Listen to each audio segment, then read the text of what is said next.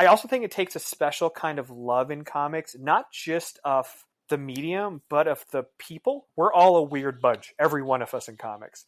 And I feel like comics are the place our puzzle pieces fit together best. This goes out to the challengers. Comics and conversation, y'all. What? Keep the conversation moving along. Keep reading comics, keep your local store strong. If it's hard, then it's a job for the challengers. What? Comics and conversation, y'all. From Challengers Comics and Conversation in Chicago, this is Contest of Challengers. This is a special edition of Contest of Challengers, and I know what you're thinking. Every episode is special, and you're right. But this is special because it is one of those rare Dallas episodes, and dare I say, I've traded up. Along with me on today's journey is longtime comic book fan, reader, and employee in various aspects, currently at Boom Studios, Arune Singh. Welcome aboard, Arune. Thank you. You know, I got to say, you guys, every time you do the call-outs for the Patreon supporters of the podcast and everything else, y'all always say my name right. And let me tell you, with a name like Arune Singh, that does not happen often. You know, it was one of those things I was worried about because up until this phone call, I don't believe you and I have ever spoken. No. Actually, like not online before. And one of the things I was going to say was like, how you pronounce your name? But I was pretty confident that A, I had it right, and B, if we had it wrong at any of those Patreon shout-outs, you would have told me at some point. Yep. And here's the thing about this particular recording that is different to me, because you were the only person that once we had a scheduled interview going, you're the only person I've ever talked with who has done nothing but taunt me about this leading up to it. So I'm very excited for this because I know that there will be some controversy, but I know that I'll also come away learning something. But yeah, the amount of like not outright blatant trash talking, but you were definitely letting me know that I'm in for a ride today. So I think thanks for that. The Jericho MJF comparison should have told me exactly what it's going to be. You're a living legend. You're Y2P. Come on. The way you spelled it out, I'm like, yeah, you know what? I am Jericho. And then I, honest to God, was hoping you were going to follow up with a photo of you in a big scarf. You know what? I don't actually. Being from Canada, I should probably have them. We just always wore like big puffy jackets or layers, and we were good. I think I own like one hockey scarf, but I now should have done it. I should go get a faux Burberry scarf and just only walk around like that all the time with like a ring that I make people kiss. You definitely should, yeah. Or you should have a Ross Ritchie in the background throw it to you when needed. I say Ross because he's the tallest person I thought of at Boom currently, but are you taller than him? No, I'm definitely not. Ross also is definitely would be my Wardlow, and definitely is the guy who eventually, rightfully, will have to like clothesline me and then powerbomb me through the stairs to thunderous applause from everybody else. I mean, I'd watch that video probably repeatedly. Yeah. Not that I wish you harm, Arune, just because I'm sure it'll come off great. So this is this right now the Challenger's steak dinner, or are we debating me joining the Inner Challenger Circle? I mean, do you want to join the Challengers Inner Circle? Do you want me to join? Do you want to join? Do you want me to join? Do you want to join the Challengers Inner Circle? Do you want me to join? And should I get Dal a jacket that's too big? Yes, you should. By the way, dear listener, I have to warn you that there will be a lot of wrestling talk on this episode. It's just going to come naturally, and I don't care. I'm not. That doesn't bother me. Yeah. So we're going to lean right into it. And if anything, what we're talking about AEW wrestling and Chris Jericho in the Inner Circle and Maxwell Jacob Friedman should make you go look those things up, because if we talk about them a lot, but if Arune backs us up that they're worth watching, he likes them, you should care. Well, that is too kind. It is. Look, I am this year. I just turned 39 this year. I had to double check. This year is weird, I think, for all of us. And I have been working in comics in some fashion for nearly 20 years. From being a reporter to very much a part-time retailer. I say that with like the smallest R on retailer. And then to working on this side of the comics biz. So it's Let's start with that. Let's start at the beginning. You say you started as a reporter. Yep, I was writing a DC column for IGN. So when I moved, so I'm born and raised in Toronto. When I moved to Minneapolis, Have you ever been to the Pantages Theater? I don't think I could afford to go to the Pantages Theater, but I've walked by it many times. Okay, I one day jumped in the car with 3 friends, drove to Toronto to see Paul Stanley as the Phantom of the Opera at the Pantages Theater, got in the car and drove home after the show. I one time with John Cirilli, who's an digital exec over at Marvel, we drove from New York to Chicago with only like bathroom and food breaks. On December 31st, we left to drive for January 1st so we could watch the outdoor hockey game, the Blackhawks and the Red Wings at Wrigley Field. Oh, sure. Yeah. We got a hotel room just so we could sleep for an hour and a half. And we're like, we have to do this. So we watched the game and then we drove back January 1st, right when it ended. And the only reason we made it back is we were supposed to switch driving duties, but I kept falling asleep, like dozing. And I was like, John, we got to stop somewhere. And like, I got to sleep. He's like, dude, we got to get back. We don't have this day off work. So we don't have January 2nd off work. So we got back at like 6 a.m. And I was like, 6, great. Oh crap. I need to get up, work out. I need to like get to Marvel. I used to work some fairly long hours. So it was that, but I feel you on that drive. But I've not been to Pantages. So, but what I have done is, I wrote for IGN. So when I moved to Minneapolis, my parents were really understanding when I dropped out of business school, partial scholarship after one day, right before convocation. I kind of was like, I don't want to be in business. Whoa. I don't want to do this. And so their whole thing was cool. Like, we support you. And I think anybody who follows me on social media knows, and you may as well, I have a pretty, storied health history over the last 25 years. And so there were some health complications too that I think made me feel like this was not the best option. And they were like, cool, you just got to like earn your keep around the house. So like I would do minor landscaping stuff. Like I'd do all the mowing, I'd pull out the weeds, there was stuff I'd move around. Like I could do basic stuff.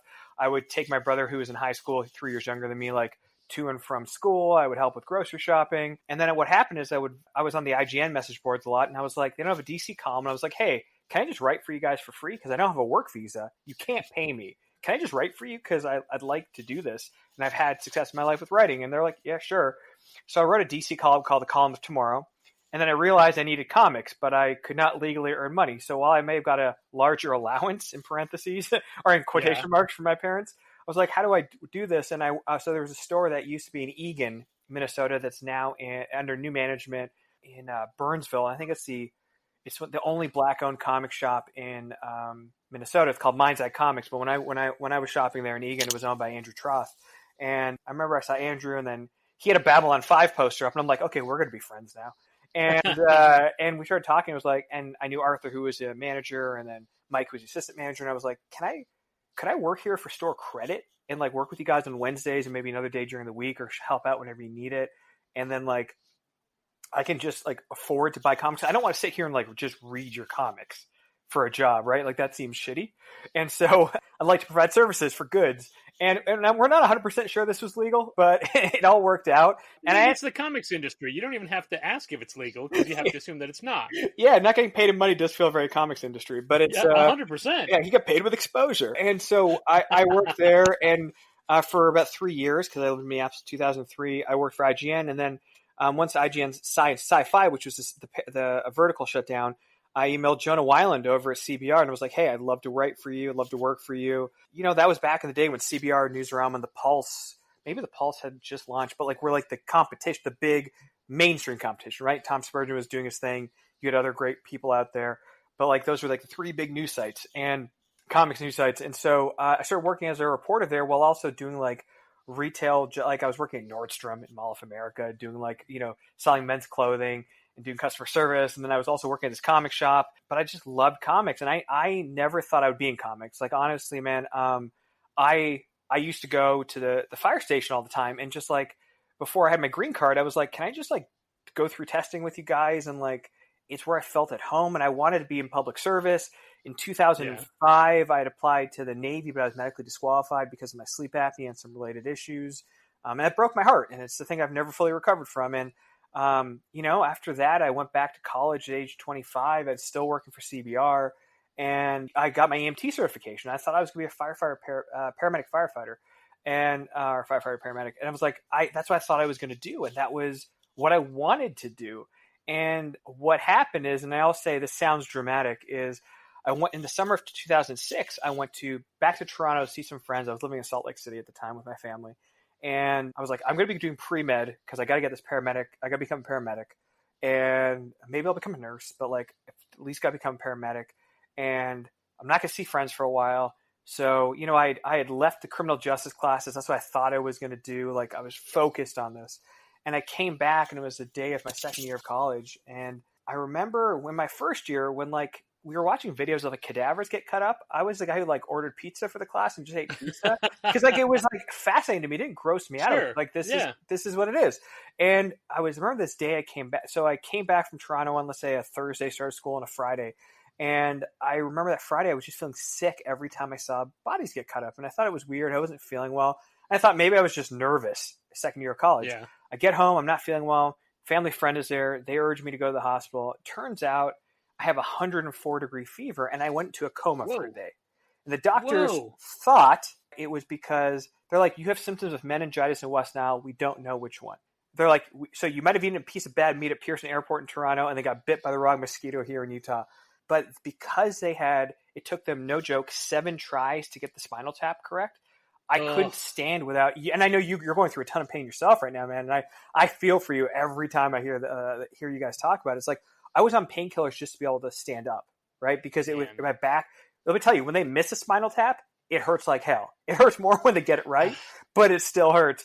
And so my body had gone through a whole bunch of issues, and I had to take time off college. I had to drop out that semester, and I was still doing the stuff for CBR, but I was developing some other complications as a result of all this. And I went to go see a doctor who was like, so I had really bad sleep apnea, had some other fatigue issues, and a doctor did a CAT scan on my chest. And he found these 2 like baseball-sized tumors, and they realized I had a neuromuscular weakness disorder called myasthenia gravis. It's incurable, but if you look it up, it explains a lot of why I'm weak and tired, and it's something I still deal with to this day.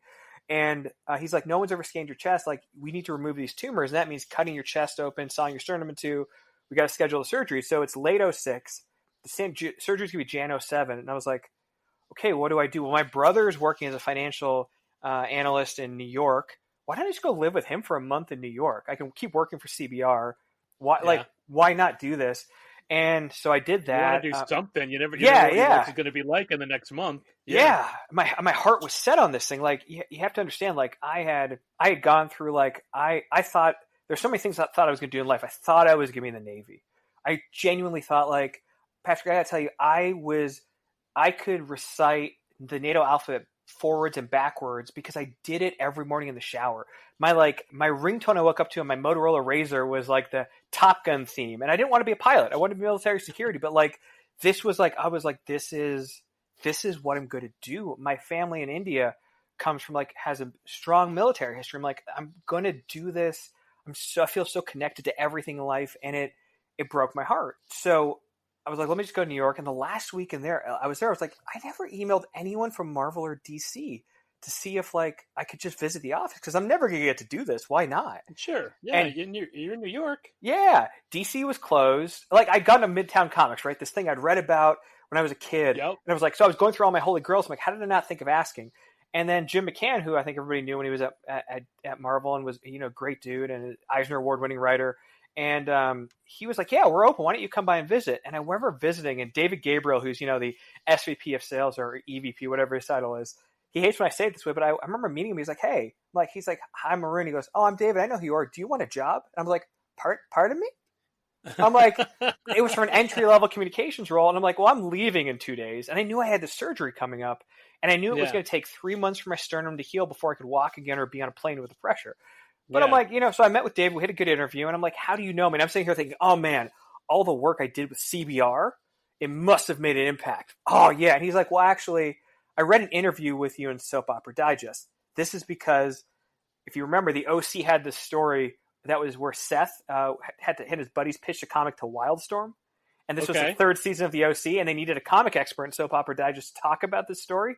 So they interviewed me.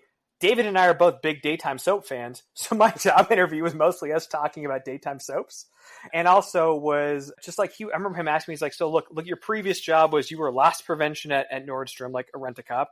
You're writer at CBR. You were at EMTs. Like, how does that qualify you for this job?" I'm like, "Well, this won't be as stressful as the thought of being in an ambulance, rushing to a scene, and worrying if I have to deliver a baby, and it's not as stressful as when someone tried to stab me in the neck with a bloody needle as I was trying to arrest them for stealing a pair of shorts." So I'm like, man, I got a story like that too. It's yeah, like I know. Twins. I know, dude. The story where you chasing down the guy stealing the Marvel Legends figures. I was like, I relate to this so much. This was such a bad decision you made. I agree with Dal, and I effing agree with Patrick. Like, this is you did the exact thing you're supposed to do, and not. And I was like, this. How stressful can this be? And of course, as we all learn, email can be mighty stressful. Oh man, because there's no time limit. It comes all the time. Yes, and my nature is a little bit obsessive, so I have to deal with email right away. So, and maybe it's anxiety, it's obsessive, whatever it is, I just have to deal with that. So I get hired at Marvel as a sales communications coordinator, working under David. And it's funny, I don't think we all met because I think the only retailer roundtables I ever did, I think were before y'all launched Challengers. Yeah. And it was like, but I met so many other people along the way, and it was good to have that experience of working in a comic shop just on Wednesdays. Like, I hear you guys talk about getting the books on Wednesdays. I remember the truck pulling up at 10:30 a.m., us pulling out all the books, having to rack them and then get them in the pulls by like noon. And it's like, that was back in 2000 when there were many less books on the shelf. Yeah, but there's no way that can be done now. No, there's just to sort out the variant covers would be impossible right now. And I say this as a guy who likes variant covers, which I'm sure we'll get to. But like, it would be impossible. And like, I hear you guys talk about like, I wanted the A cover, the B cover of this DC book. Yeah, it's never going to happen. And so, I used to host HeroClix tournaments at the store, and it was just like, it was really great when you saw the receipt at the end of the day, because wow, could you sell a lot? But it was this whole other experience, and it gave me that sliver of experience, gave me so much more appreciation for the people who are exceptional, like Morgan Perry, who I hired at Boom. She worked at Earth 2 Comics. Yeah, she worked for Carr at Earth 2. Yeah. And I met her because I had a pretty gnarly jaw surgery back in 2016. So like, to open up my airway for the sleep apnea, they did something called MMA surgery. So like, broke my jaw off the gums and like pulled it forward and extended it with like metal plates. So my mouth is it called MMA surgery because they have an MMA fighter break your jaw? Honestly, is that where it comes from? It felt like that. No, it's I wish it is. It is Ken Shamrock who comes in and just hits you across the face, and you feel really good about it. It reminds me of that. I like that when you were choosing your MMA fighter to reference, you still picked somebody who also wrestles. Honestly, my head was going through it. I should have said Jake Hager to keep it inner circle. I mean, AEW, but it's still kudos either way. Yeah, well, I appreciate it. It's and so I remember going, and this is what I love about Morgan, and she's the best. And her and I are both supremely uncomfortable with all the praise that we'll heap on each other. And I was like, I remember going into that store, and I could barely talk because my mouth was wired shut. But she never treated me differently. I'd go to her every day. My wife and I love cats. We have a few cats. And I would be like, hey, do you have any graphic novels about cats? Because I was at home for 6 months of recovery.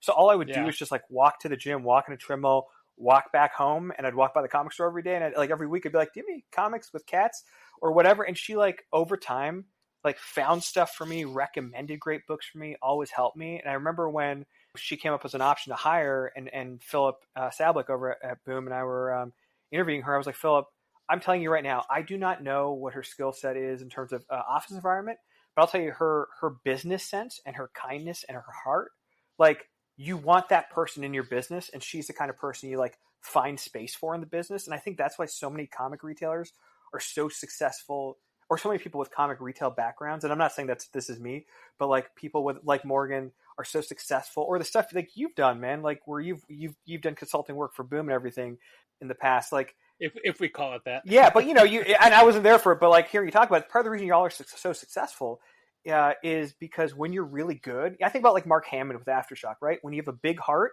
when you care and you can listen to customers, those skills transfer so well. The empathy and the intelligence and the quick thinking transfer so well to business. And there's no better job training for the comic industry than like having to deal with customers and see like what information sticks with them, what information doesn't. Like you guys, I know I derailed this, but anyone who knows me knows I derail every conversation. You guys had a great, you had a great episode a couple of weeks ago where you talked about how to solicit a book. And I'm really proud of the Boom solicitation catalog. I write a lot of it.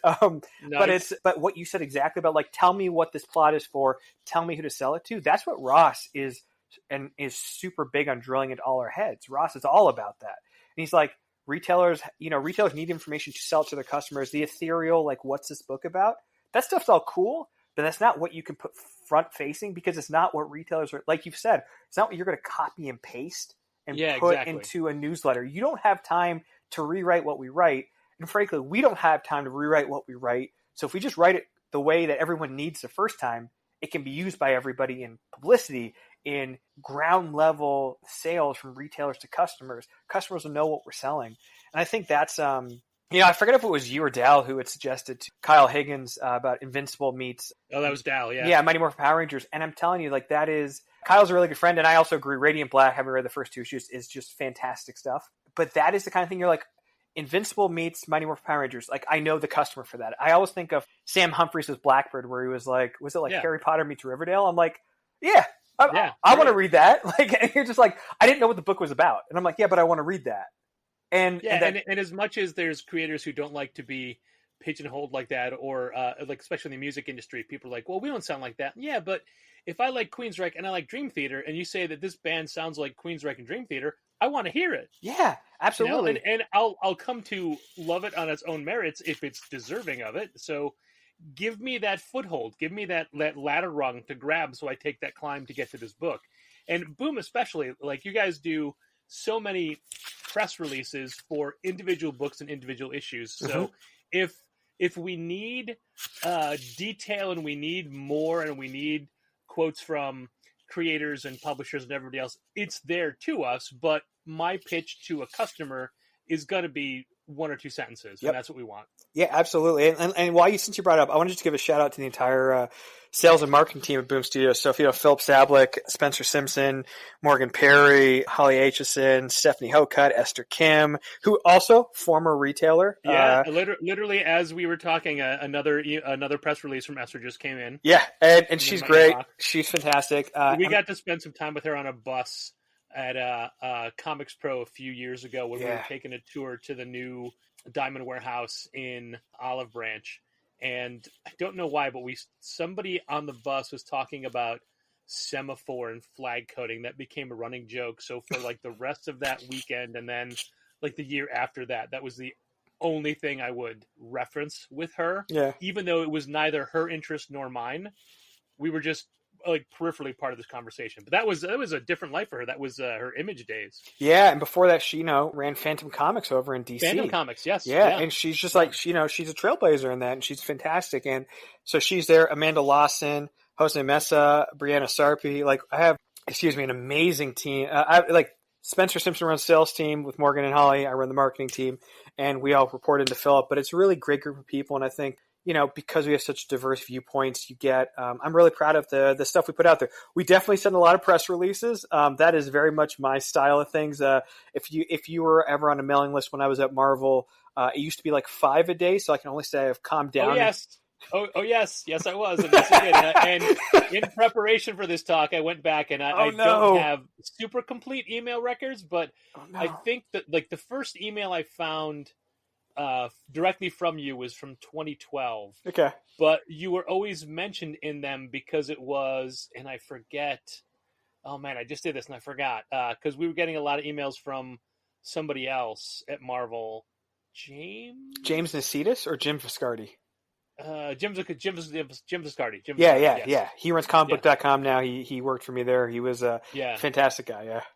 But like the first time your name came up in my search was in the header at the bottom of his email, ranking everybody else, or if you need to talk to somebody, call Arune. Blah, blah.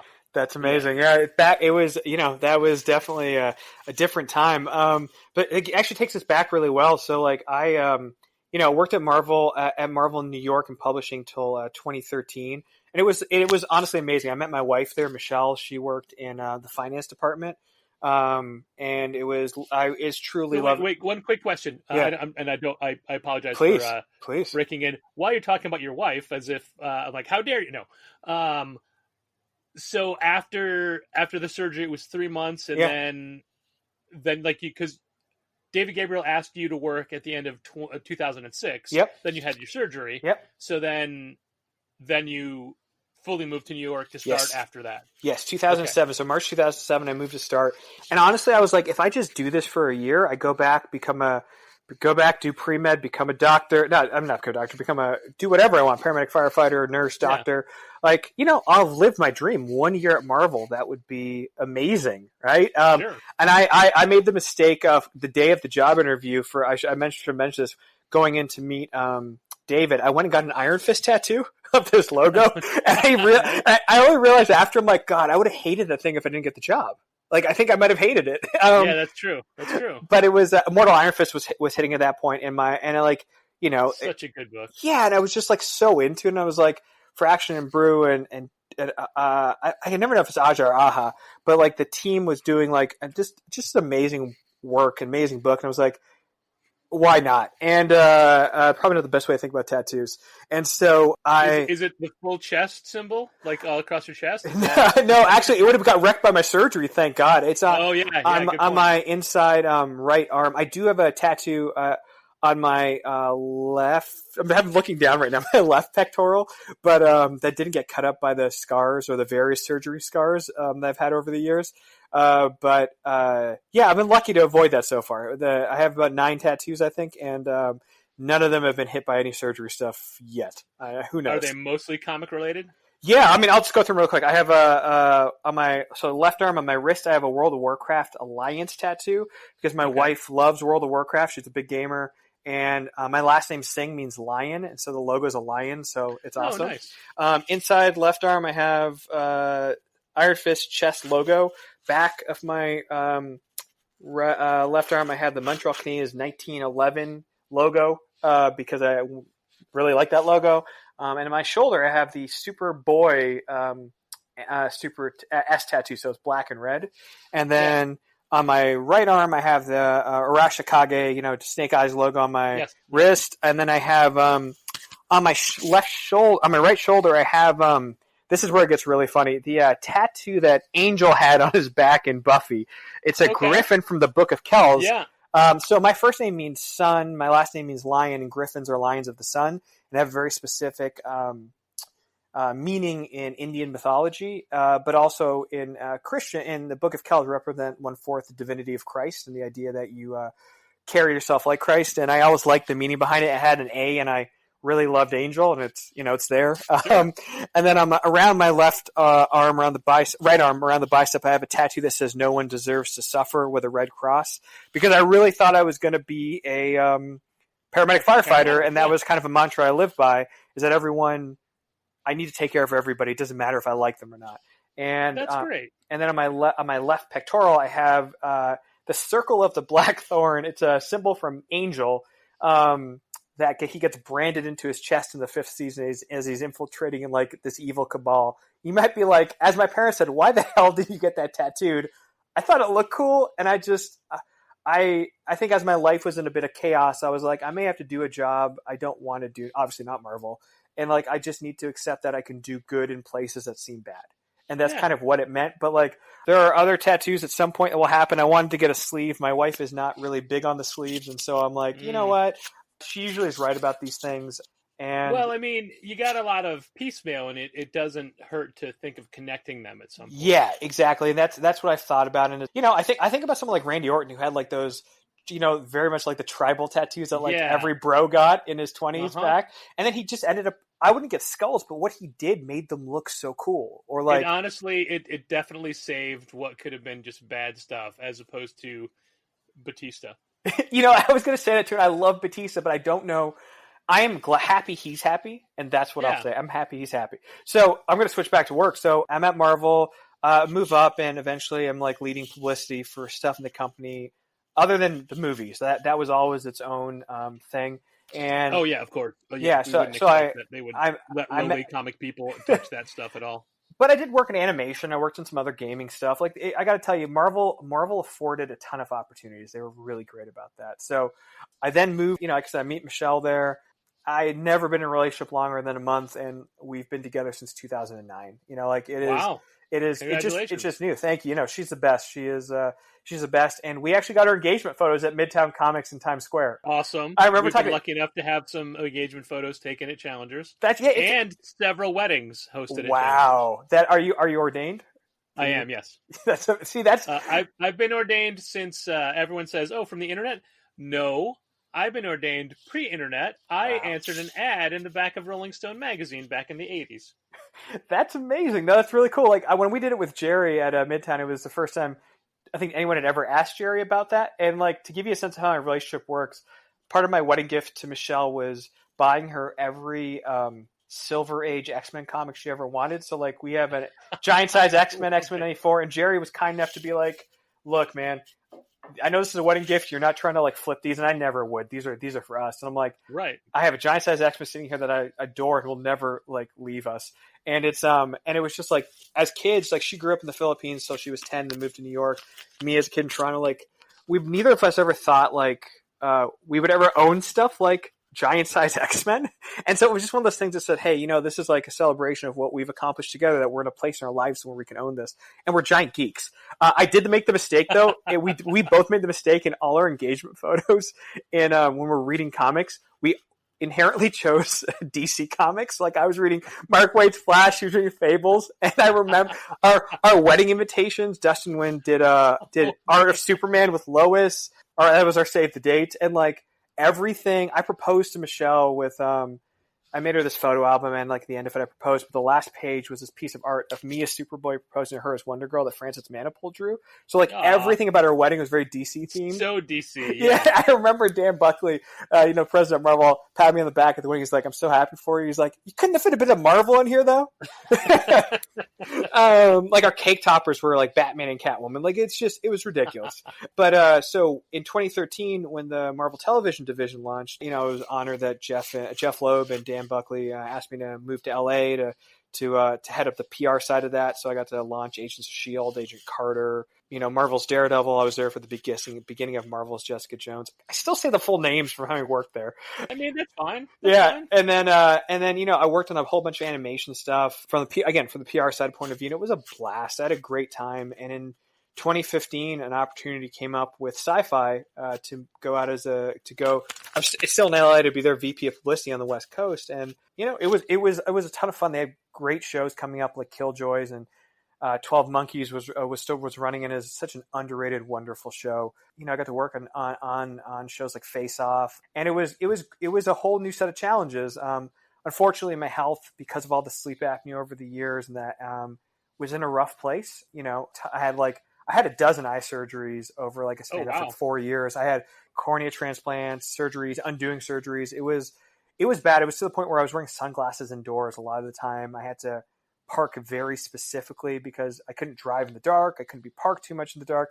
It was a lot. It was a lot for everybody in my life. And what happened was after starting in at Sci-Fi in July of 2015, sorry. I ended up having to take medical leave in 2016 to get not only my cornea transplant, but also that jaw surgery I mentioned. And I was just, I was out of work. And during that time, there was a reorg at Sci-Fi, and I was the last VP in. So first one out, they went from 4 VPs of publicity between USA and Sci-Fi down to 2. And I bear no ill will. Everyone there was great. I still talk to a lot of people there. Still friends with them. And, so I was unemployed for a minute. And I remember getting Philip Sablick, who didn't know I was unemployed at the time, at Boom, and hit me up, and they were looking for someone on the marketing side. He's like, "Look, can we get lunch? Can you just like hit me up with some names of people?" Yeah, he just told that story and social media. Yeah. He was coming to you to get your advice as to who he should look at hiring. And then by the time the lunch was over, he knew he got his man. Yeah, here's and this is the thing about kindness. I remember this. We went to Sugarfish, which is a great sushi chain here in LA, and he actually he's like, "You gonna take anything back from Michelle?" And I'm like, he goes, why don't I just get something for her? And I remember Boom paid for it. And it was one of those small things that he made a choice to do. That said, "Oh, I knew Philip by reputation." And I'm like, "Oh, this is a good man. Like, this is a good guy." And I'll say Philip Sablick is one of the best people you will meet in life, but also in comics.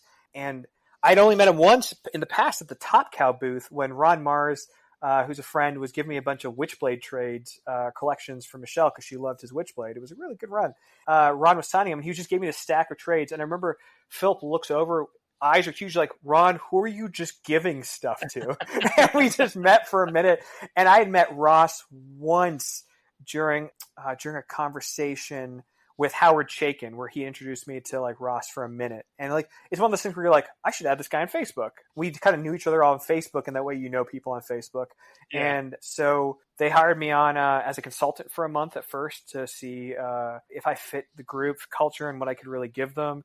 So this was now, I've been unemployed for a couple of months, which relatively speaking ain't bad. You know, I then got this consulting gig, and during it, they offered me a job as VP marketing at Boom Studios in late 2016. Said, yeah, hell yeah, this is cool. This is fun.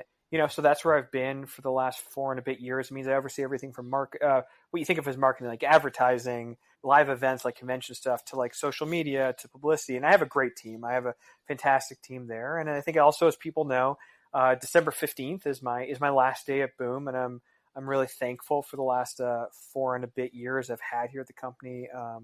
Thankful to Ross and Philip for bringing me on board. They were originally looking for a different kind of person in the role, or a different level, and they really allowed me to build a marketing team that in my vision. And I'm really thrilled to have worked with the people I worked with there and have the opportunities. And it's it's been an incredible time of growth for Boone. I'm not trying to shill, but you think like you look at books like Seven Secrets and We Only Find Them When They're Dead. Not only the quality of the editorial team at Boom's always been top notch, but like the sales they're having now, and what Boom means in the comics industry. Yeah, I think there definitely has been a forgive the use of the phrase, a paradigm shift. Yeah. For the way that Boom books are now presented and how they're considered, not only by retailers but by readers as well. Absolutely. And there's a heavier gravitas behind them, whereas there's like, honest to God, if you would have released We Only Find Them When They're Dead like 2 years ago without the level of successes you'd already had and without the marketing campaign with it, I don't think it would have done nearly as well, which has nothing to do with the quality of the book, because the book is great. Absolutely. It's just that certain points, things don't work. And there was years ago, back when Image was a much bigger deal, you would almost lament to publishers like Oni, like, hey, you've got great books. If this was an Image book, it would sell so much more. And now that has shifted to, if it's a Boom book, it's going to do better because the reputation and of quality that Boom has, and the way that they just make people excited for things. And that's not to say every single book is going to work. Like Unkindness of Ravens, it's an enjoyable book. It is not selling like Seven Secrets numbers for us, but it's also, witchcraft and things like that don't have as much mainstream appeal. So there's already built-in factors. So it's not like everything Boom puts out is going to be a grand slam no matter what. But because of the hits that they have, everything gets a second look. Absolutely. And look, it's you guys mentioned it with Origins a couple of weeks ago. That book would not have launched as strong 2 years ago. Same book, same creators. It wouldn't have. And that's, I think it's a testament to Matt Gagnon, who's editor-in-chief, and him and the editorial team's, vision for the book. Scott Newman, who heads up the design side, the way he designs them. Kate Henning, who, or IDW and Diamond alumni, who is, I keep wanting to call her Kate Hennig, and I keep telling her it's because of Mr. Perfect and Kurt Hennig. Of course, yeah. Yeah. It's about Kate Hennig, and it's just, they're so similar.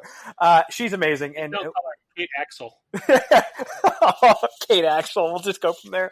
But like what her ops team does with with all the printer issues this year, she navigates and navigates those so well on the Boom side. There's just an amazing team, and it's been a joy seeing how those books have grown and seeing how the success the company's had. And it's a fun time to be in comics too, because I actually think there is a lot more interest in original concepts, and I would argue that what you've seen from Image right now, and yes, James Tynion is like height of his powers kind of creator, but like you look at what him and Donnie Cates, who's a dear friend, you look at what them, Scott Snyder, folks have been able to sell with like original concepts, and it's really exciting to see people interested in that. Like, don't get me wrong, like we've just talked about this stuff. I love superheroes. I buy 2 copies of Hawkman every month because I want the A and the B cover. I just love Hawkman. I'm all into that. I buy Legion that way because Brian was kind enough to also name Monster Boy after me.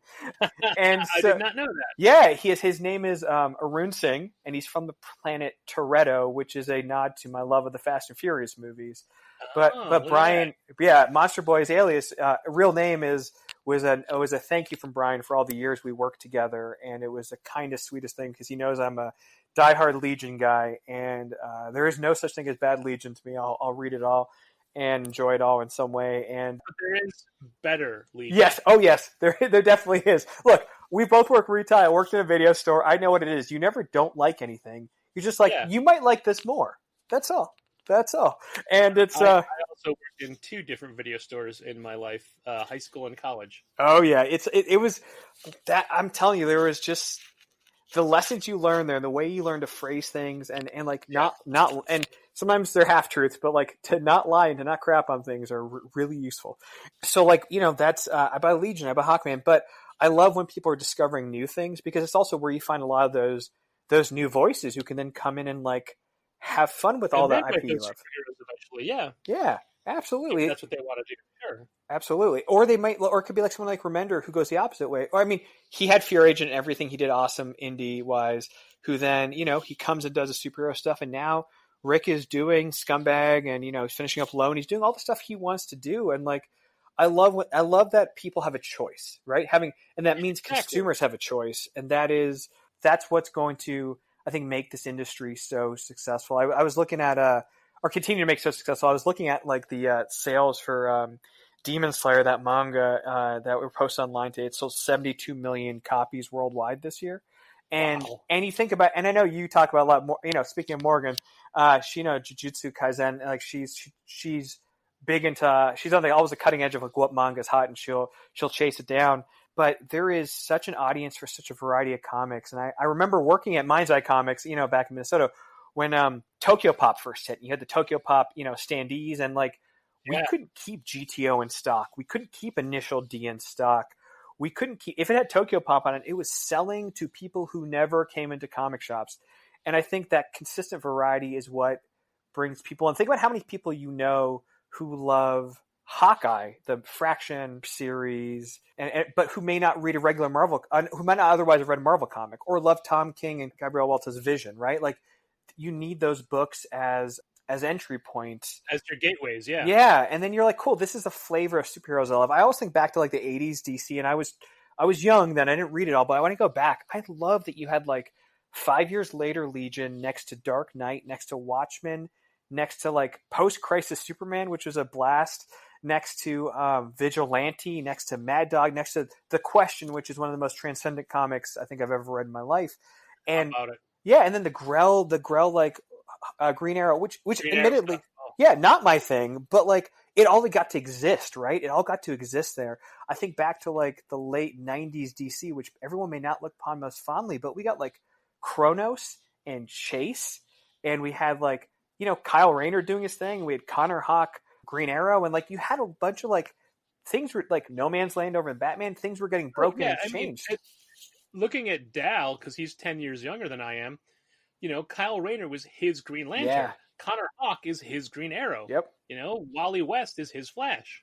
Yeah, and I love that. That's the way it is. And I remember I wasn't as avid into DC books when I was really young, but I do remember seeing just the sheer subject matter variety of, they would have Eric Son of Stone book, or they would have Warlord, or they would have, space books and Westerns and barbarians and superheroes and sci-fi books. And I just thought, like, I wasn't into a lot of those other subgenres then. I was mainly a superhero kid, but I loved the fact that it all existed.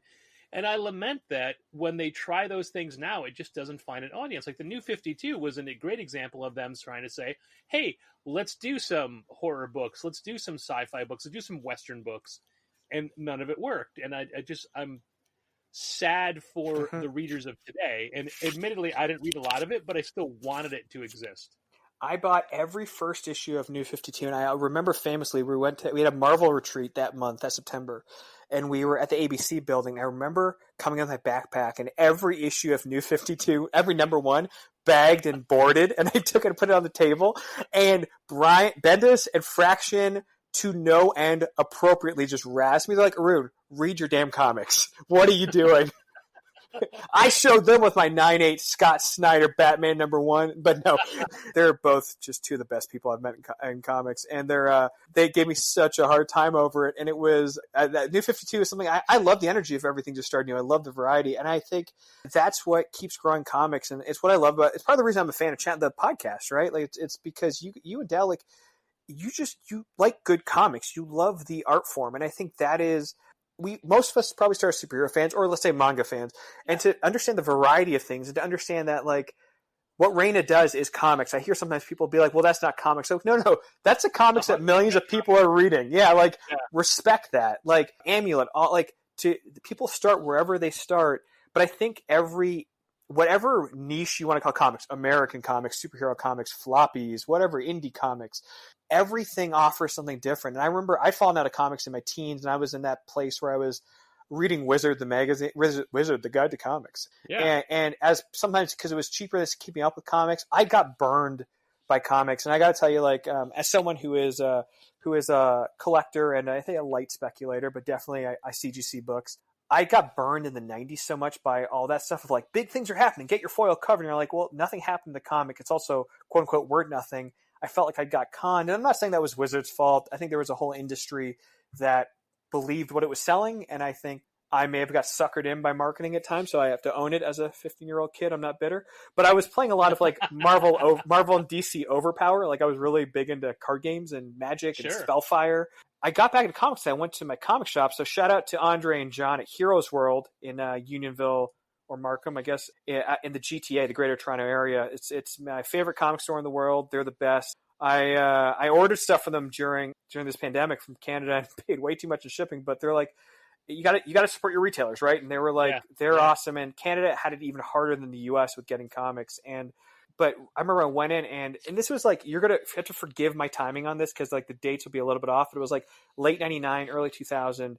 And I forget if these had all just come out, but I remember going back into comic stores and like, it's like, Andre, I think I just want to read comics again. He's okay, I got stuff for you. And I remember I walked out with Superman for All Seasons #1, Planetary #1, Authority #1, Punisher Max #1, and Powers #1. And he was like, if you don't like any of this stuff, let me know. And then, what was that Pat Lee Dreamscape or whatever, when Pat Lee was a big deal for a minute. Because he was a local Toronto boy, so like whatever his book was too. And I remember reading Planetary and Authority, and look, we without getting too much into the authors, I was like, holy crap, what is this? This is a whole different way of looking at superheroes. Powers felt like this love letter in the to superheroes, but like with a Batman animated series vibe. It's the only way I could think of Oeming's art. I know that's reductive. Sure. And then that makes sense. And then I was reading these books. I'm like, oh, comics are all this stuff. And I went back in, and then I got like, whoa, what else is good here? And he's like, he gave me Dead Enders #1, and I was the Brubaker book. And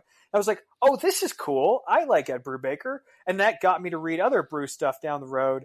And if you look in issue 8 of Sleeper Volume Series #2, Volume #2, you will see a cabbie named Arune Singh who is screwed to death by Miss Misery. I got to tell you, Sean Phillips, being the great guy he is, I asked him if he still had the page a few years ago, if I could buy the art from him. He's like, Arune, no one wants to buy the art if you're having sex with Miss Misery. Like, just take it.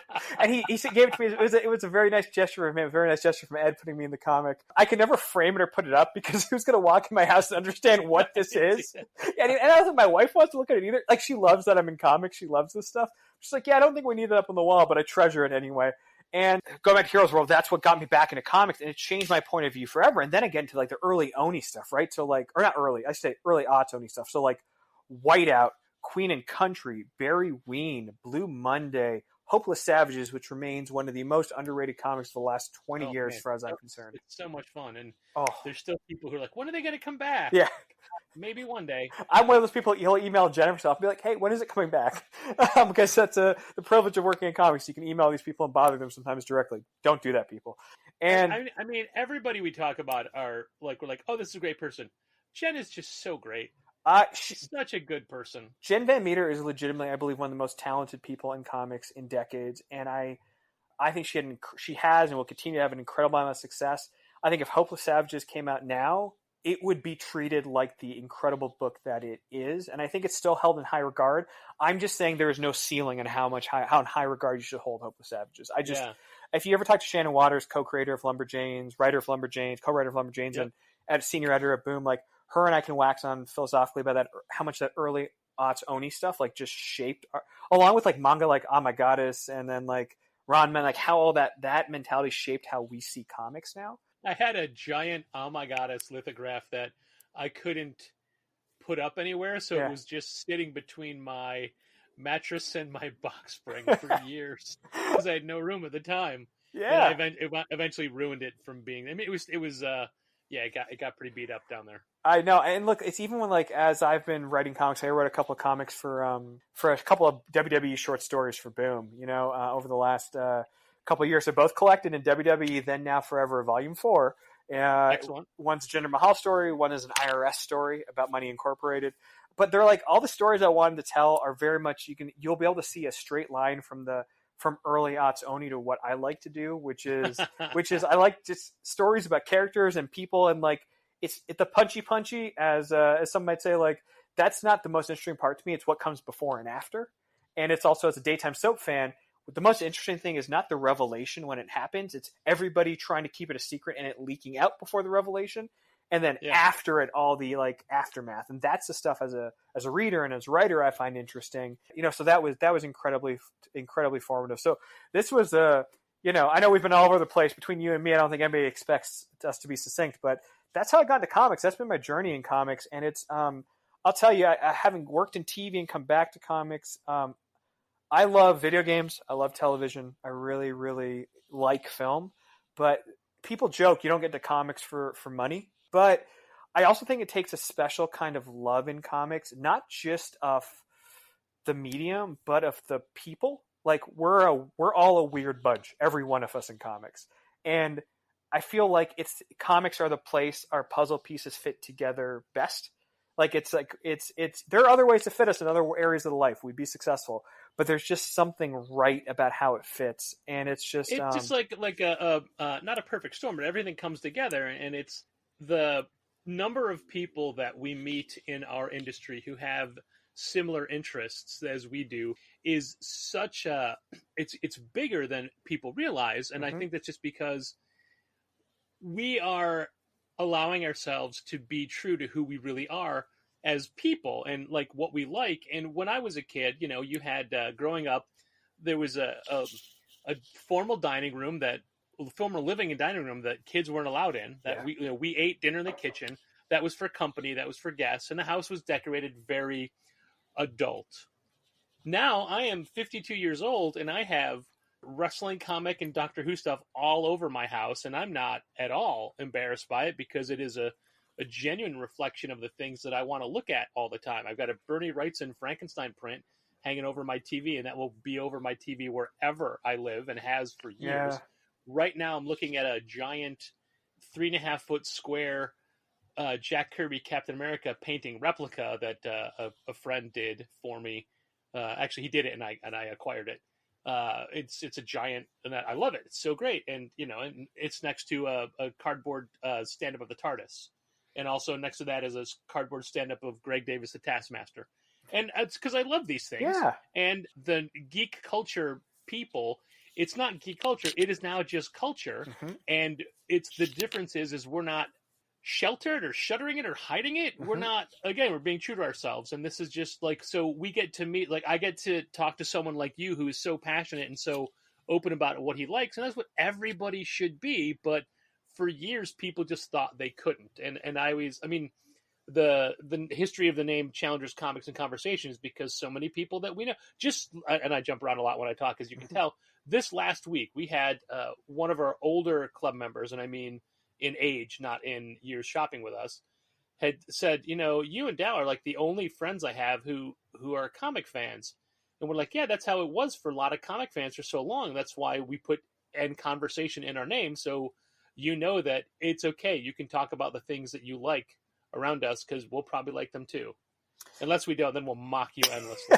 Look, when I tell you that Randy Orton is what got me back into wrestling because of his feud with Hulk Hogan, I know you want to dig into that, and we'll do that offline at some point, but Randy Orton, seeing him do the pose with the fireworks. I'm like, I remember my brother was like, you might like this guy. And I'm like, is his gimmick being a frat boy jerk? And he's like, yeah. I'm like, he's my favorite. And, but like, do you know Stuart Schreck from DC Comics? We've met briefly. I don't know him well though. Randy Orton, he's his favorite. Oh, I have. Well. In my MySpace days, every profile photo was me doing the Orton pose. Every photo. Of course, yeah, trust me. And you're like, when you meet me, you're like, yeah, it all makes sense. There's two things I do want to say. One, which is, part of the reason my story gets long, besides the fact I'm loquacious, is I always want to make a point that, like, my life, and it was actually Jeff Loeb who phrased it to me this way. He's like, Arune, if you look at your life, it's a story of reinvention. And it's a very kind way of looking at it. But I look at it and say, in my life, when I was a kid, I wanted to be Prime Minister of Canada. I wanted to get into politics. Like, I thought I wanted to do. I wanted to make a difference. And then, the sleep apnea and the all the associated health stuff, like, it felt like that robbed it from me. And then I was like, I'm going to be in the military or be a firefighter or whatever. And my health robs that from me. And I'm going to be a paramedic firefighter. And you're right, Aruna, you could have gone back to college, but I had to take time off college. I was in a groove. I was doing great. And I had to, health again takes it away from me. But I always look at that and say, if not for all those, if life had not done that for me and put me in those positions, I would not have been the man I was in the place I was at the time I was to meet Michelle. And meeting her loving me loving her, our life, there is nothing I would ever replace that. There's nothing better than that. And so sometimes you have to lose everything you think you want to get everything you think you need. And I say that because it's something I have to remember, like, for even the health stuff now, I'm like, whatever the issues are, I have this amazing partner in my life. And that's the best. I win for that. And I also win by being myself. Like, I couldn't, at the end, when all those things from life were stripped from me, what did I have left? I had, family, friends, but I had, like, my love of comics, this side gig, right? This thing I was doing to essentially kill time when I dropped out of college. Like, this is what got me to this job. And think about even how I got to Marvel. It was my love of daytime soaps. This thing I'd get mocked for endlessly, except for the fact that I could bench press more than most people I knew. So they had to at least not give me a hard time. Like, that's how I built armor around being able to be a daytime soap guy, because I was like, I have to just be in a place where they can't literally push me around. But that daytime soap stuff is what got me in the door, and comics is what got me into this industry, what got me in this life. And I think a lot about it takes me back to comics is when I talk about why I got into comics, it was the first place, Chris Claremont's X-Men, the Levitt's Giffen Legion, where I felt like I could exist in those entertainment worlds. I didn't exist in entertainment. Like, I would get ridiculed because of the Indian stereotypes in Temple of Doom. And I begrudge no one enjoying that movie. But for me, it's a source of bad memories. But, like, I could exist in the world of X-Men. I could exist in the world of Legion. And when I went into a comic shop, there was a geek hierarchy, but that geek hierarchy wasn't about my skin color. It wasn't about my quote-unquote weird name. The geek hierarchy was just like, did you read all these comics? Oh, you're not a real fan. Okay, I could deal with that. There's hierarchies everywhere.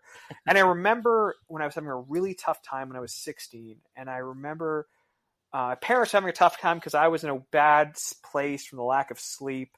And when I talk about lack of sleep, I'm talking about waking up 30 to 40 times an hour lack of sleep. Oh, man. And I'm saying, like, I had dropped out of high school for a second time. I didn't know where my life was going to go. Or this was the first time, I think. Maybe second, who knows.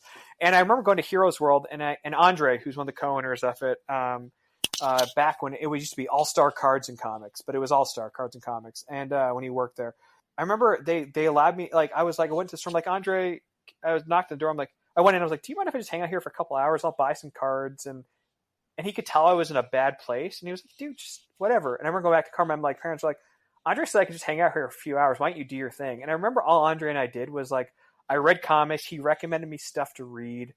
And I was like, I was playing Overpower a bit with him. He was teaching me how to play. And I was like, it wasn't a busy day. It was like a Sunday, right? But, like, okay. The fact is, this guy he just let this kid sit there for a few hours, which is not necessarily the best business, but, like, he allowed me to just have this safe space.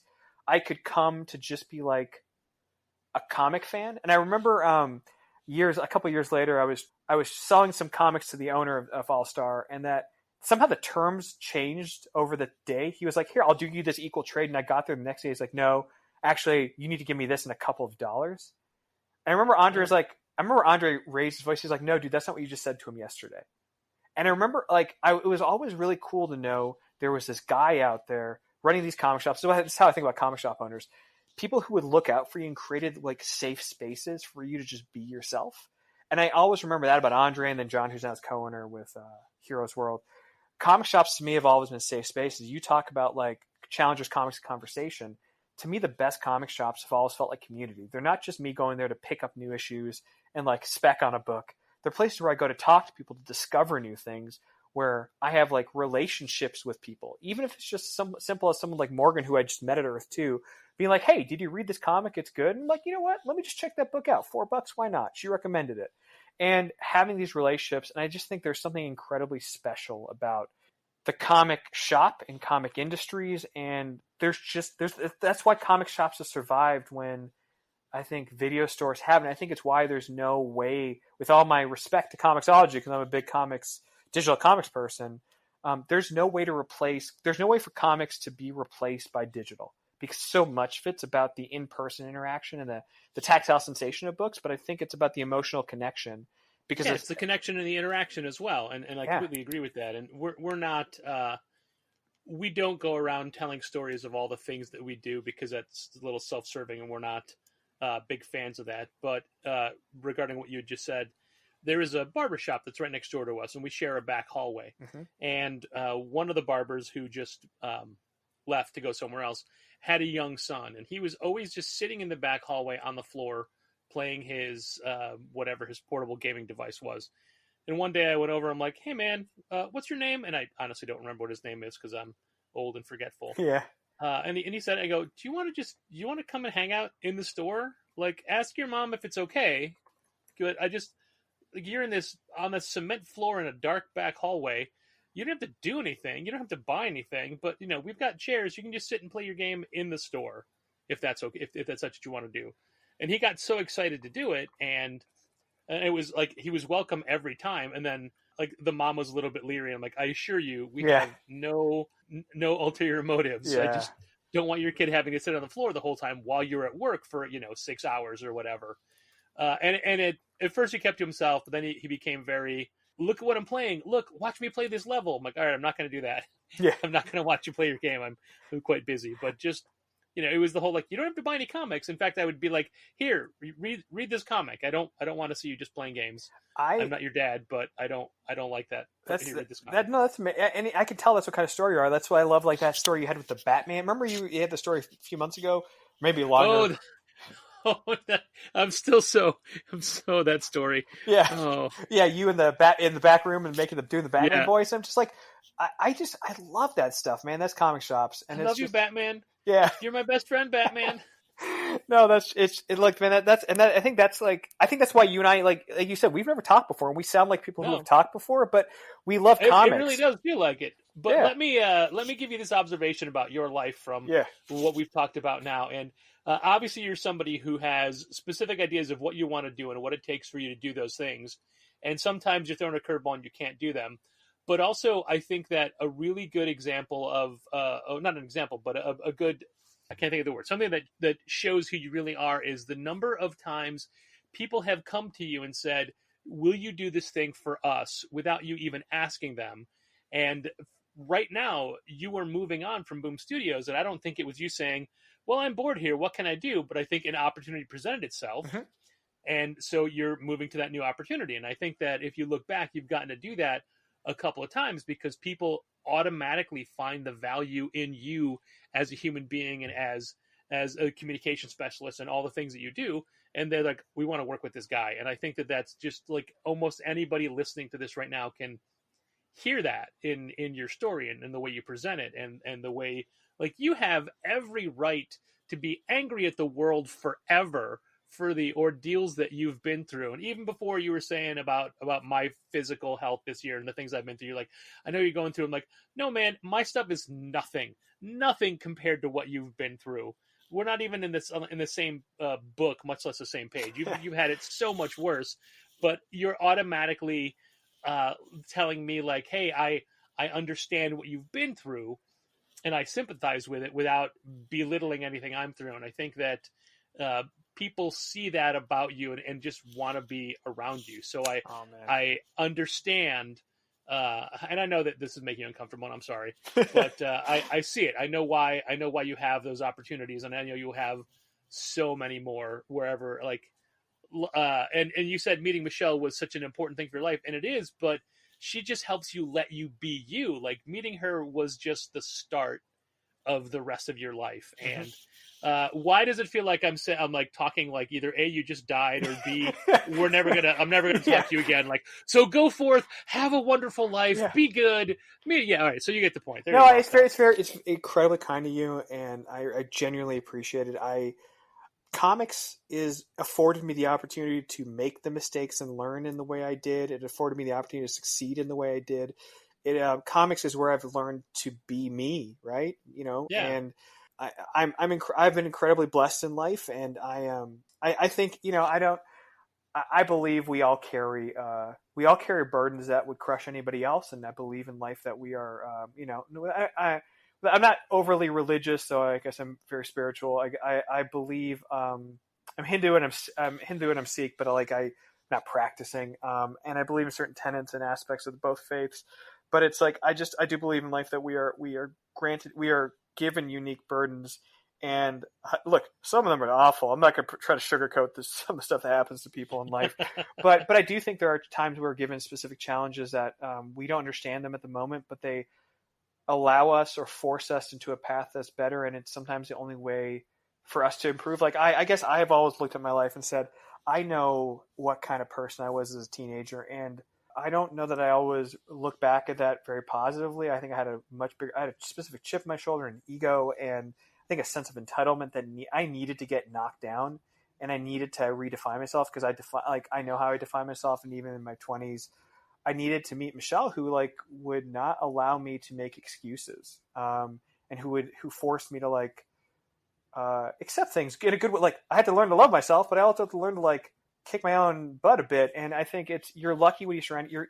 I think I've been exceptionally lucky to have those kind of people in my life, and so many of them have come from the world of comics. Right? That is I think what brings us together. And it's something you guys, and I'm going to just take the conversation here because, I hear you and Dal very understandably talk about your frustrations with folks looking for the first appearance of what was a Yellow Hulk in Marvel Action Avengers or something, whatever it was. Yeah. Chasing it down. And I can only imagine what it's like now with all that. But I also will say that some of the best new friends I've made in comics have come from the spec and collecting side of comics. And it's a place people might not expect it, but because there's so many folks there who just chase stuff down because they actually just love the comics, and what they're chasing is they want the first appearance because they want to read it, but they also want copy because they want to slab it.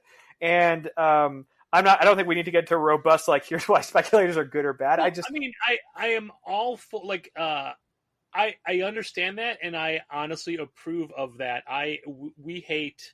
And I hate the people that are doing it just to immediately flip it, and who think they're putting one over on us, and I got it for you for $4, but I'm gonna make a mint on it. We've got a fairly new customer who joined us when we had our second store briefly, and he's still with us today, and he's very interested in what certain YouTube shows say and people on the internet tell him to get, but that's because at his core he wants to read them. And if people are saying, oh, it's going to be worth money as well, that's fine. But this is a guy who has, to my knowledge, has never sold a single of the books he gets. And so sometimes it may be slightly frustrating because they're asking for something that, we didn't anticipate demand of, and we feel we're caught short. But for that particular person, we know that he just wants to own it. And that's the difference to me. And I'm glad you segued into this, because I was going to ask you about your speculation habits, and I don't mean that to sound like a negative. No, thing. Not at all. Not at all. I self-label. Look, I think just going back one step, I do think there's an onus on us as publishers to make sure that both customers and especially retailers are armed with the information they need to make orders. Informed orders, right? However you want to do it, that you can have a sense of what's coming up. I think I think you have to be able to spot that stuff then in your own content as a publisher. There's always lightning in a bottle. Like honestly, like I go back to Once and Future and Something That's Killing the Children last year, and I know those. Phillips talked about this publicly about times when maybe there weren't enough copies in the marketplace. But what's the challenging part is when a book is that hot, you're like, this is our best-selling original series ever. You're like, that must be our ceiling. Wait, our ceiling's higher. Okay, now this is our new best-selling book. Wait, the ceiling's even higher. And it's like Future, specifically Boom. I don't mean to cut you off, but Once and Future Boom did such a great job of saying to retailers, look, one cover, we're make it a big deal. This is we want you to order as heavy as possible. Kieran Gillen, Dan Mora. It's a good book. I still read it to this day. The numbers came in, and when I saw the numbers, I'm like, man, retailers, you didn't do it. You didn't do what you're supposed to. And it was a good number, but it wasn't like I thought the retail community would get behind it. And I've talked to over the years, analysts and people that say that ultimately there's still half of the comic stores in America are just Marvel and DC stores, maybe some Image. And I've talked to publishers. They're like, yeah, there are major stores in your city that don't carry our books. I'm like, but your books do great for us. Like, things like that. So I get it, but it's just, and I know that Boom was happy with the number Once and Future gave, but I wasn't. For everything that they were offering to retailers and how they marketed it and how it was virtually no effort on our part. And ultimately, like, it sold out fine, but I thought it should have been a much higher initial order from the direct market. Yeah, and I have too much bias, I think, except I will say, I remember you guys saying this on the podcast last year. And it was like, and it was, and that's what I love about you guys is you guys shoot straight. Like, I think you've had criticism of Boom at times, and I'm like, that's cool. Look, you guys have this perspective, but like you show your work, and I'm like, I respect it because I think you have such nuanced, informed takes on this. Speaking of nuanced and informed, I'll try to explain my speculation habits. It's like as a kid, I certainly I was there. Growing up in the '90s. You couldn't help but you were in the era of 5 covers X-Men #1, right? And you were in the trying to chase down I remember wanting a first printing of the Death of Superman, and it was like just impossible to get. And like I wanted it not to resell, I just wanted it to have it. And I remember it was an important part of culture, yeah. And it was just like it was always. And as a kid, even I didn't care if I got for like something like Executioner Song, which was probably the first big X-Men crossover I bought into. I just wanted a copy with the trading card. Like I just didn't want to resell it. I just wanted a copy. And it was comic shops didn't all take reservation or pre-order polls in the 90s, maybe especially not from kids.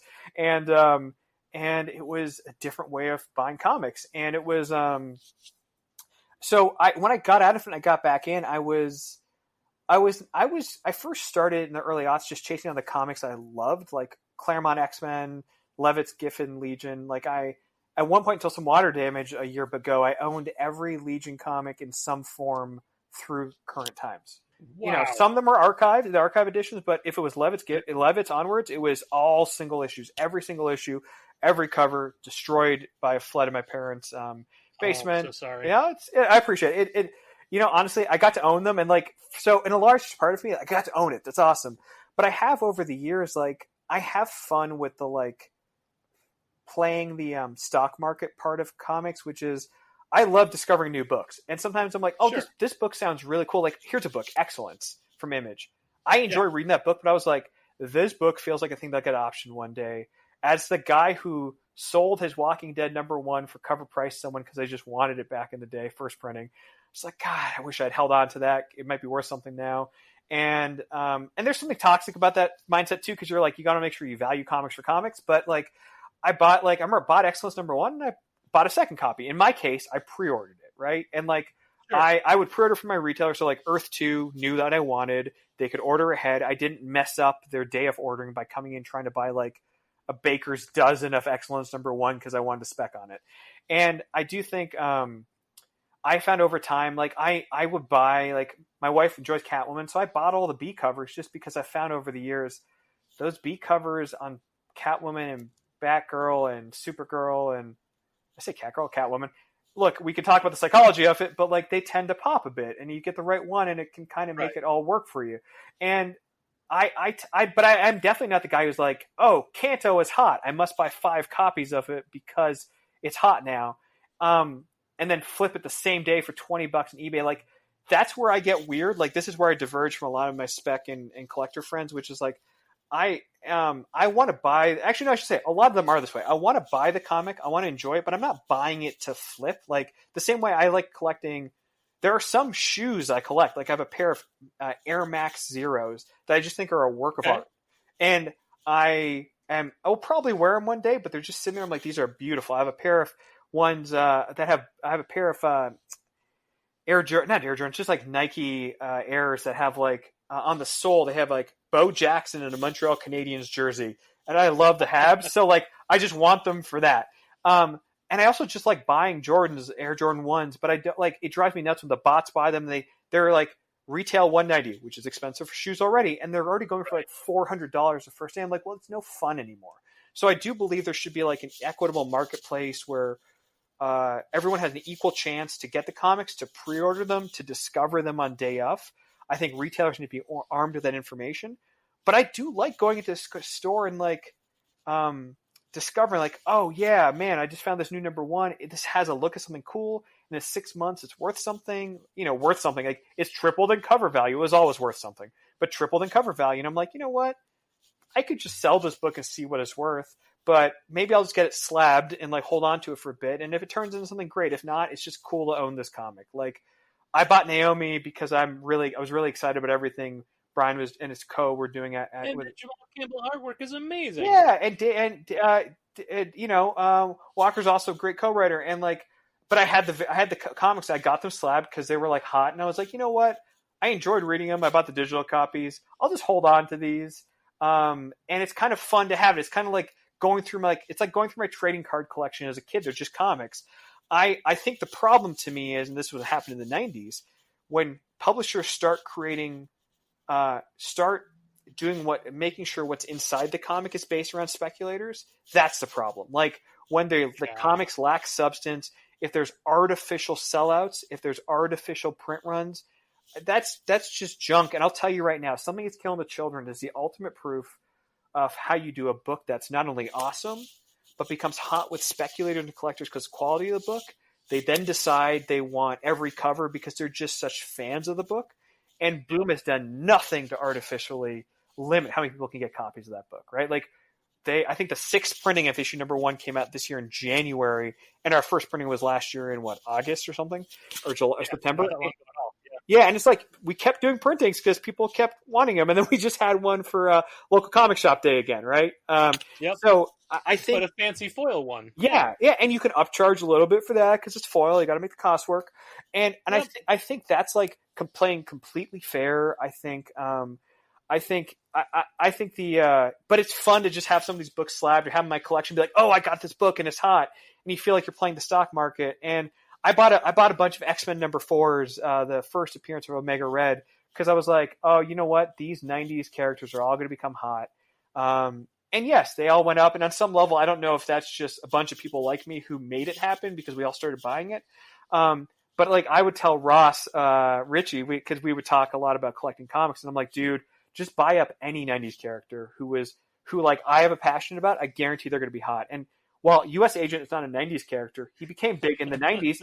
I legitimately one night woke up at 3 a.m. and realized I had bought 4 copies of John Walker's first appearance in the U.S. Agent costume, John Walker's first appearance in the Captain America costume, and John Walker's first appearance, period. Why did I buy 4 copies of each? Because in my spec brain, I was like, oh, this is going to be hot. He hadn't been announced for Winter Soldier and Falcon yet. Like, he hadn't, like, I was just like, he's a guy they got to do something with.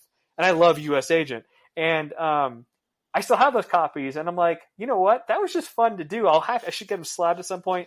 Maybe I'll resell a few of them. But, like, I'm always going to hold on to one because it's the first appearance of U.S. Agent. That's so cool. And that's the kind of speculating I enjoy, where I think I pre-order to make sure my retailer doesn't have too much of a headache.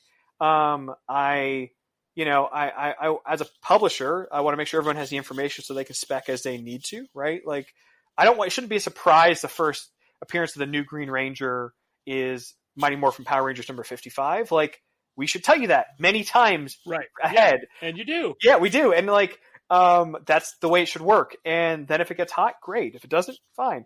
But it's a good story. And then, I am a big believer in like, you get a bit of what you give. Like if you, like I've been trying to chase down, at a fair price, like the first Ben Reilly and Scarlet Spider, because I just love the Scarlet Spider. I know it's going to be hot, but like I've been trying to chase that down. And, I have friends in the collector community who keep finding it at decent prices, like letting me know, and haven't found a price I like quite yet.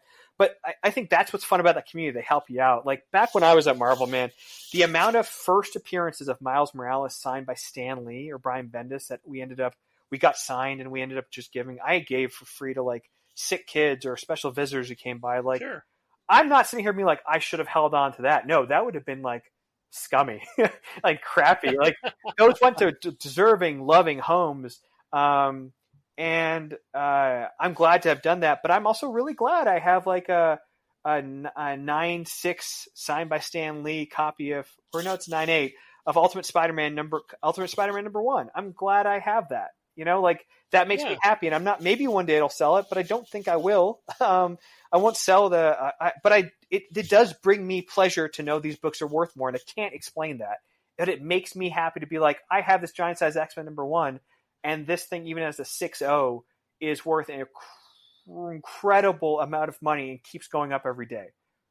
I just like knowing that, and I cannot explain it to beyond that. But I mean, I don't have a problem with any of those the way that you collect like that. And the thing that I do have a problem with is when like the first people in on a Wednesday only want to buy as many copies as they can as the 2 books that they were told. I don't even care if you're buying the hot books and you're buying a couple other books, I'm okay with that because it's in my head like, oh, you're buying these to read them, that's fine. But when the guy comes in and brings up a stack, and we have our rule of only 2 per. I likes to say 2 per person per day, and I leave the per day part off because I don't want them to think they can just come back. But also, down I quibble over, like, let's say it's a book with 5 covers. Does that mean 2 for every cover? And he'll let them do that, and I won't. Yeah. And ultimately, I realize that it doesn't make business sense for me to be angry at people for giving us money. Yep. I've said this a million times. It doesn't matter how people read their comics, but I still act as if it does, and it's still like, you do that. And even, I was that guy back in the day of, Superman 50, I'll buy 2 of those. Clark tells her that he's Superman, I'll buy 2 of those. I've got 3 copies of the first appearance of Bishop, things like that. But it's just the people that don't help us help them. Yep. Nothing that you've said has do I find fault with, especially a lot of your stuff is secondary market looking, and I'm that kid who immediately put on the temporary tattoo that was in the Amazing Spider-Man first appearance of the Hobgoblin book. Yeah. So I still don't have a complete version of that, but I'm like, no, this was my copy. That's fine. Yeah. No, that is. I think it's like I think you hit something on the head there. I think there's like a reciprocal relationship that has to occur in like I think between comic fans and comic stores. Like I think, and then publishers, right? Like it's a virtuous cycle. Like publishers have to give comic shops the information they need. They have to give fans the information they need to order, and then the customers, I think, can do themselves frankly a solid pre-order. It'll save you a headache. Like it just saves you a headache, whether your store offers a discount or not. Just it's what frankly could keep your store around the longest too. And then as retailers, I think I think the guardrails you put in make a ton of sense. Look, it's I get people chasing it, and I think the biggest surprise and probably the thing that makes it hardest for retailers, from my estimation outside looking in, is like this speculator market has returned so quickly and so intensely. Like so intensely. And I think differently than the 90s, like this is not just chasing foil covers. Like those fans who are chasing every issue because they just like the book, that's part of what's different, right? Because it is a generation like me and I'm guessing Dal's not too far off from my age, of us who like grew up with like the speculator boom and bust, now speculating and collecting ourselves with that, experience, the trauma in our childhoods. And like, so we're buying differently, and we're also reclaiming a lot of the stuff we missed out on at that point too. And I think that is like, why did I buy Batman 500 at a 9.8? Because I freaking love Azrael Asbats. I love him in the Batman costume, and I'm like, it'll be something someday. Why did I buy Adventure of Superman 500? First appearance of Steel, first appearance of Superboy. I love Superboy. I love Steel. I'm like, maybe it'll be worth something, but it just makes me happy to have it. It was like $50. Okay, cool, whatever. And that is. So we're buying up our childhoods, but we're buying it also through the lens of people who grew up with Wizard, right? Like there's Wizard retrospective podcasts, like plural, and like that's amazing to me. And I think it's incredibly hard for people to cope. I know what we've done as Boom is try to like, it's not just calling us out, but I see a lot of publishers trying to call it, hey, here's a first appearance. And I think we have responsibility in the language we use too, when we talk about those, but like, hey, here's something that you might find cool, but like, it's important that we never lose sight of, I think every publisher never lose sight of what's between the covers. And I think as comic fans, you get the most out of being a collector or speculator when you care about what's between the covers. That to me is like, that's when you get the most out of it. Like it's because you can have it all. The thing about being a comic fan, like we went back to, is like, you can be yourself. And part of you being in there may be like collecting the comics, but don't miss out on reading them too. Cause like, half the fun of collecting Somebody's Killed the Children is like reading the darn book. So I love speculating. I love collecting, but I also think like folks do good to the community and like make sure whatever you're doing, you're giving back to the community, because it will give back to you. And it like, there is no deficit of collector or speculator books, no deficit of things that are going to be hot. And like, there are some things you don't predict. I never would have predicted Strange Academy would be this hot speculator book. And I love Scotty. I love the team there. You could have said like it has a bunch of first appearances, but you're like, yeah, but is that going to be the big book? And then look, it's hot. And I have a copy of Strange Academy #1 sitting on my desk at work in mint condition. Like, and I'm like, but like that's not a book I bought to spec. It's just kind of fun that now people care. Yeah, it's true. And, there's, as you point out, there's better joy in reading the things you speculate on. And I get it. The chase is part of it. The owning it is part of it. But ultimately for me, the reading is why we do it. And Dow has a great phrase that all the tools with which he's learned over his almost 30 years in comic retailing and teaching him how to sell comics don't apply anymore. And that's not entirely true, but I understand his point. Yeah, so long as there's good books coming out, it doesn't matter. I will say this: I learn a lot from you both as someone marketing comics, because it reminds me also what to keep in mind and how to make sure we're playing fair with retailers. Like, not that anybody would play unfair, but I think there may be blind spots we have. We don't realize, oh, that would have been helpful if they knew it. And I think publishers, the trend of publishers giving retailers full PDFs ahead of time and gating this stuff less. Right. Yeah, because it allows you to see things, right? And that's where all your skills and the skills that you have, like Liam Neeson and Taken, where you can do things no one else can do, because you can you're like, oh, that's going to be hot. Or like, yeah, it's, there are certain things you can figure out. If there's a superhero comic with a first appearance of a character whose name is derivative of the title character, it's going to have a certain amount of like speculator interest. But it's there's other stuff that it's the magic of comics. This is what Strange Academy is. It's like, no pun intended with that. It's the magic of like creators making an awesome book that connects with people. Then people chase it down. Like Donnie Cates, again, one of my best friends, his Guardians of the Galaxy was not hot in the way that Thor is hot. And I thought Guardians would have been that book, and I never had a doubt Thor would be big, but I thought Guardians would have been, it sold incredibly well. It was a fun book. I just thought it would have had more speculator buzz than it did. And like you both have said, you and Dal said, whenever you try to buy into speculator stuff too heavy, that's when it goes wrong. Yeah. You have to it's a delicate balance. And I think publishers need to give you all the tools. I think returnability is, if it was up to me, dude, all comics, all collections would be returnable in the direct market. Oh, fantastic. Forever, if it was I'd love you, brother. Yeah. No, but I think this year has shown it doesn't hurt anybody. Like, I can't speak to the workload is for everybody at Diamond, but like Image has said, they're going to just, where it's going to keep going on, right? Yeah. I don't know what the logistics are of all that for publishers, but I hope publishers can keep doing it, because y'all should be able to order. And I'm really proud of what Boom, and especially Morgan and Phillip, have led with the Boom Guarantee program and all the returnability. Yeah, they were without that program, I don't think we'd be at where we are now. Especially we wouldn't have it without the pandemic, but definitely without the Boom program, I don't think other publishers would have embraced it. Absolutely. And I think it's like, making collections returnable, OGNs returnable. Like that's the kind of stuff like I'm a very big believer in. I love bookstores. I love the book market. I love librarians, but like I want everyone to have an equal chance. And I would love for comic shops to I want comic shops to have every opportunity, because comic stores are where pop culture happens first, never more so than now. And it's where this community around this stuff happens first. And that community and that excitement is what leads to success of comics in other mediums. It is the excitement that you can't tell me that the excitement around certain original series hasn't led to them being optioned sooner, right? Because people are like, oh, wow, this book is hot. Great high concept, great work. But when you see that excitement, studios and networks know they have a built-in fan base. Yeah. And it's not because comics are R&D, but because it's proof of concept. And it is, I think it's you got to nurture that community. And I think it's, there's a responsibility the industry has. And I'm so happy with so many of the changes here. And I just hope they continue. That is like a perfect point to end this. I think we can go out on a high note right there. Thanks for listening. And keep reading comics. This has been Contest of Challengers. Thanks for listening. Keep reading comics. Challengers is located at 1845 Northwestern Avenue in the Bucktown neighborhood of Chicago. 773-278-0155.